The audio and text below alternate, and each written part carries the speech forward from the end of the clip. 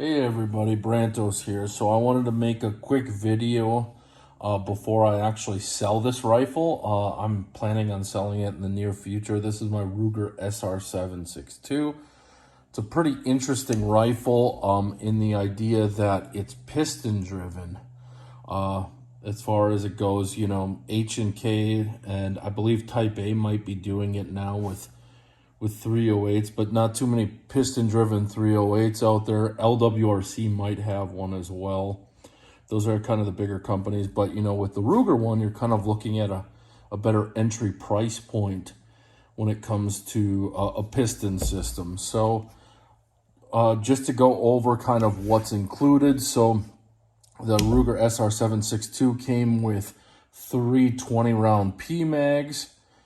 It also came with, I have the Series 2, if you can see it here. So the Series 1 came with a Hogue grip and a basic CAR-15 stock.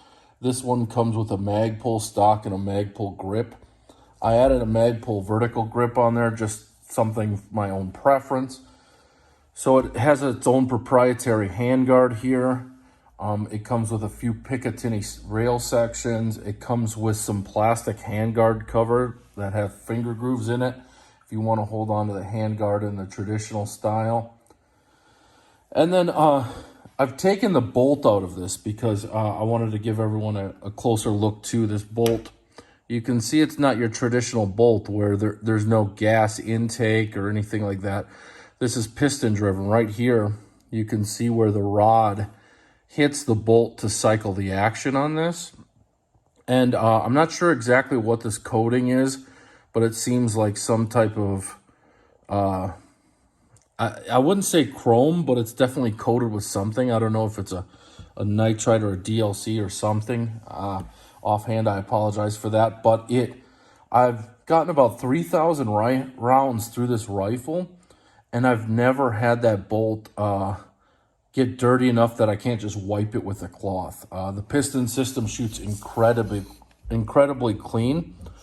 And right here you'll see there's like a 4-position piston right up here where you have a few different gas settings. So one of the gas settings is off, which when it's set to that, you have to cycle the action manually with the charging handle back here. And that's for like ultra suppressed setting. You don't want any of the action moving at all. You just want the gas coming out front. That's that setting. It doesn't put any of the gas through the piston at that point. I think there's some state regulations around that on hunting with this as well, which is why I originally bought this rifle. The other settings you have are suppressed, which is one where it gives it a little bit of gas. So if you have that increased back pressure, if you put a suppressor on this, it'll cycle without being too violent of a cycle. So it minimizes, kind of that pressure coming back. Then there's the standard setting, which is 2 that Ruger recommends you use for most use. And then there's another setting for adverse, or kind of like a rough environment setting where if you got sand, if it's very, very cold, very, very hot, you're running a little bit drier, something along those lines. It's going to put a little more gas through. It's going to hit that piston a little bit harder, and it's going to make sure that this gun cycles. So the only spot that really gets dirty on this rifle is right here in this piston, and there's a little cup in there, a gas cup that you can take out. And that's the only thing that I've ever found that gets dirty on this gun, which is pretty amazing. Comes with some flip-up sights. These are Ruger ones.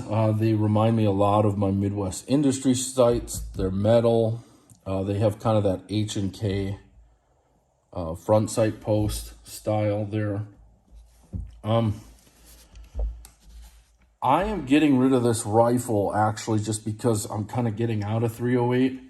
It's getting expensive to shoot, and just not something that I need. I don't need that much stopping power, I guess. I bought this originally for deer hunting, and I've been actually having great success with just a normal AR-15 for deer hunting. So the one thing I would call out on this rifle is I've replaced the charging handle with a BCM one for kind of that longer latch, easier to grab onto. But I actually had to modify this a little. So right here you can see where I filed it. I should probably put some coating on there, maybe some black paint or something along those lines. But when this came from machining, it's got an edge on all these receiver parts here. And I had to file that down because it was actually biting on when my hand grabs here. Things like that. It was actually cutting into my hand. It was so sharp, the machining on that. So I filed that down a little bit. Just a few other things to note real quick is this follows the SR-25 AR-10 pattern. So it's got the slant style here with the receiver. I've never had a malfunction with this rifle. It's been reliable.